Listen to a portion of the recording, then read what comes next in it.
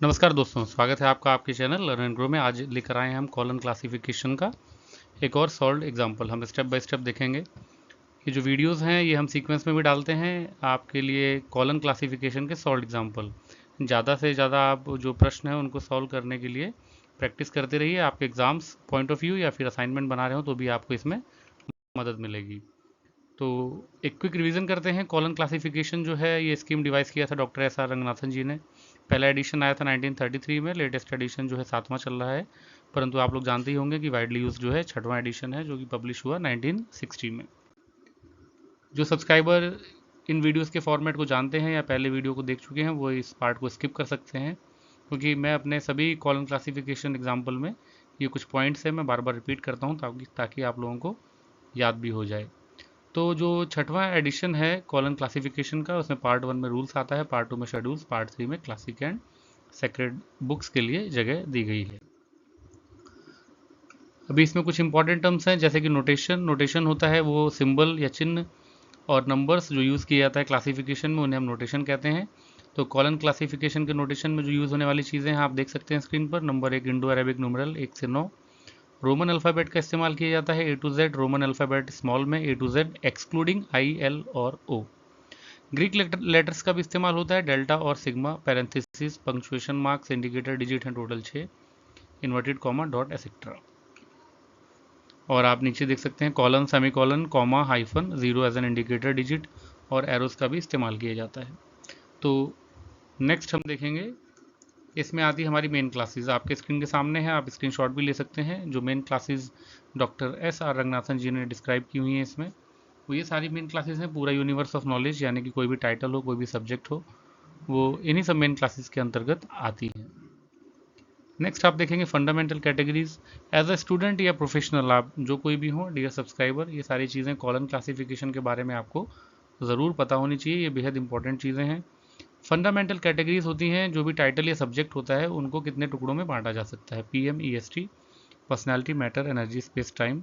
इनके indicator digits हैं, comma, semicolon, colon, dot और इन्वर्टेड कॉमा। इनके सिंबल जो यूज़ किए जाते हैं वो PMEST के फॉर्म में किए जाते हैं। अब आपके सामने स्क्रीन पर है फंडामेंटल कैटेगरीज PMEST। आप देख सकते हैं इस टेबल में 1 से लेकर 5 तक। पर्सनालिटी में कौन कौन से एस्पेक्ट कवर होते हैं उनका डिस्क्रिप्शन लिखा हुआ है। मैटर में, एनर्जी में, स्पेस में, टाइम में। फॉर एग्जाम्पल एनर्जी के लिए हम उन शब्दों का चुनाव करते हैं जो कि एक्शन को डिनोट करते हैं।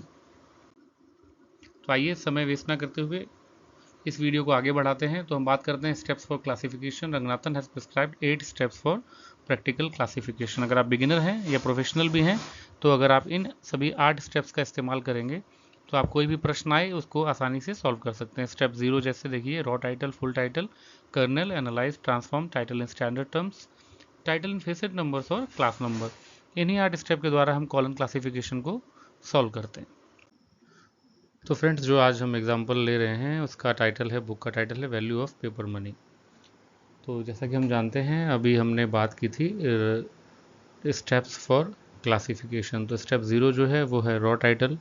रॉ टाइटल में आप लोग जानते हैं कि title given on the title page of the book. तो सेम एज इट इज़ हम लोग लिखते हैं, वैल्यू ऑफ पेपर मनी हमारा टाइटल था तो हमने उसको वैसा ही लिखा, हमारा एक स्टेप कंप्लीट होता है।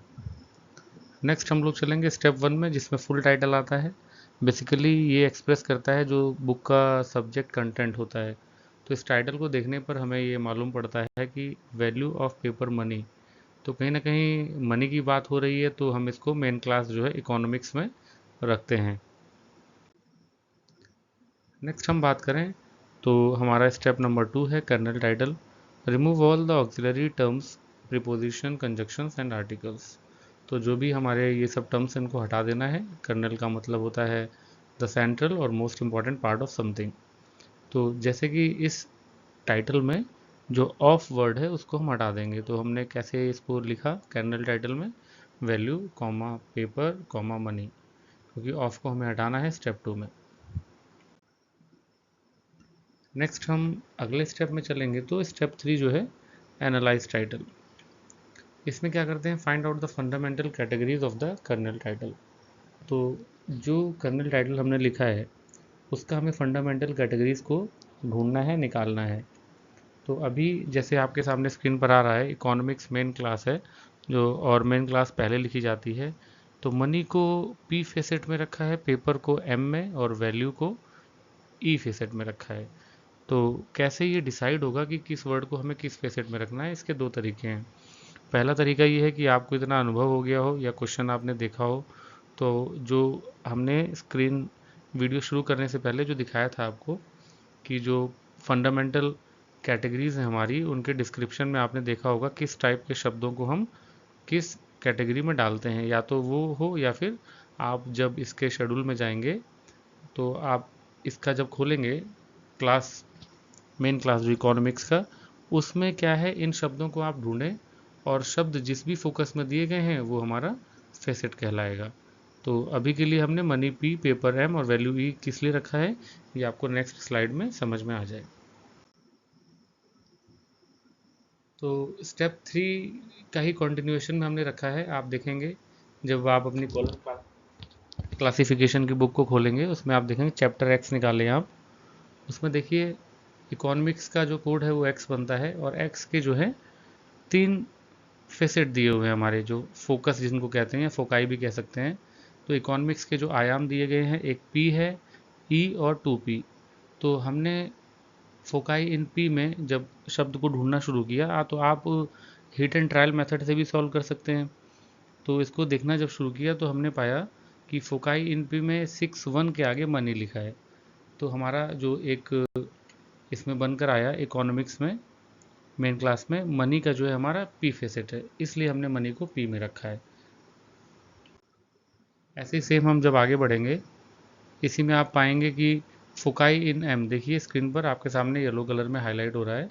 फोकाई इन एम में क्या लिखा है, फॉर 61 मनी इन पी, यानी 61 कोड जो मनी का है पी फोकस में, उसके लिए फोकाई इन एम दिया गया है। तो पी के लिए लागू है, पी में हमने ढूंढा मनी, और ये 61 के लिए। तो इसके नीचे आके देखेंगे आप, आपको 4 नंबर के आगे पेपर शब्द दिखाई पड़ेगा।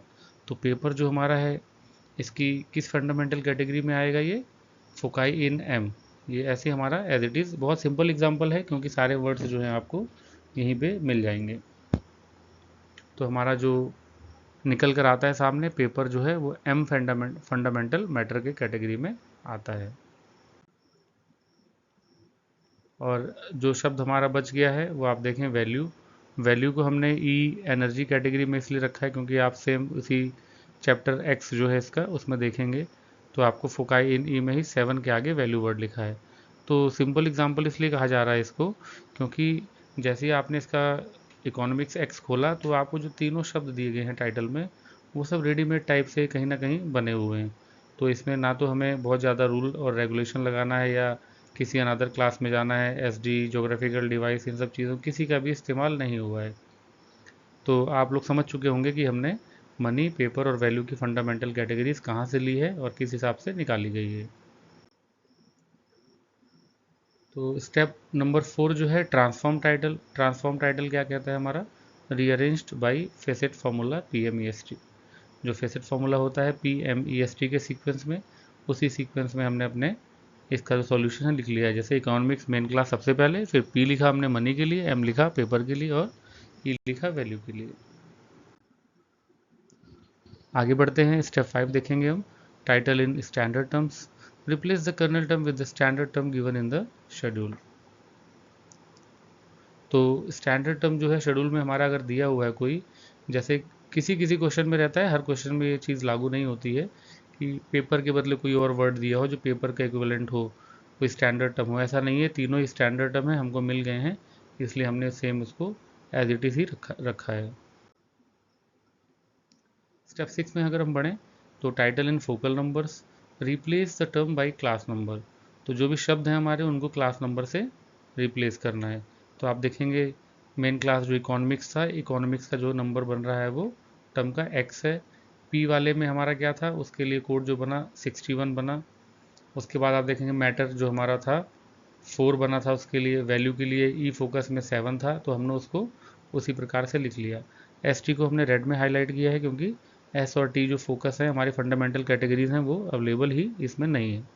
तो कोई ज़रूरी नहीं है कि जो सारी फंडामेंटल कैटेगरीज हैं किसी बुक के टाइटल में कवर हों, इसमें केवल पी, एम और ई हमारा कवर हो रहा है तो उतना ही हमारा इस्तेमाल होगा। और जो हमारा स्टेप 7 है, और वैसे कहें तो स्टेप 8 है, क्योंकि 0 से शुरू हुआ था तो क्लास नंबर जो बनेगा, replace the symbol with indicator digits. Indicator digit से हमें सिंबल को रिप्लेस कर देना है। तो आपके सामने कोड है X61 सेमी कॉलन 4 और कॉलन 7। अब आपको पता है कि मेन क्लास के साथ जो हमारा P फंडामेंटल कैटेगरी होता है वो साथ में लिखा जाता है, और 4 हमने लिखा है हमारे मैटर के लिए और 7 लिखा है एनर्जी के लिए। तो हमारा फाइनल आंसर आया X61 सेमी कॉलन 4 कॉलन 7। ये हमारा कोड बनेगा value of paper money colon classification के द्वारा। फ्रेंड्स देखिए, कॉलन क्लासिफिकेशन में एक चीज़ कहना चाहूँगा, जो इस चैनल पे वीडियोस लगातार देखते हैं, किसी भी क्वेश्चन का अप्रोच, हर क्वेश्चन का अप्रोच सेम नहीं हो सकता है।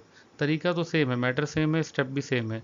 तो कई बार हमको क्या है, शेड्यूल में ही सारे आंसर मिल जाते हैं कीवर्ड्स, कई बार हमें उनके इंस्ट्रक्शंस का फॉलो करना पड़ता है, कई बार हमें रूल्स में जाके देखना पड़ता है कि किसके लिए कौन सा शब्द और कौन सा नियम लगेगा। तो आप जितने ज़्यादा से ज़्यादा प्रैक्टिस करेंगे उतना ही आपको इसमें आसानी होगी सॉल्व करने के लिए। तो नेक्स्ट प्रैक्टिस क्वेश्चन जो रहने वाला है, आप लोग इनका सॉल्यूशन ढूंढिए। प्राइस ऑफ गोल्ड हो गया जैसे, और वैल्यू ऑफ सिल्वर, इन दोनों क्वेश्चन का आप लोग आंसर बनाइए और कमेंट करिए। और कहीं भी कुछ भी समझ में नहीं आता तो आप लोग प्लीज़ कमेंट ज़रूर करिएगा। Thanks for watching. Next video coming soon. Please subscribe, share, like and comment.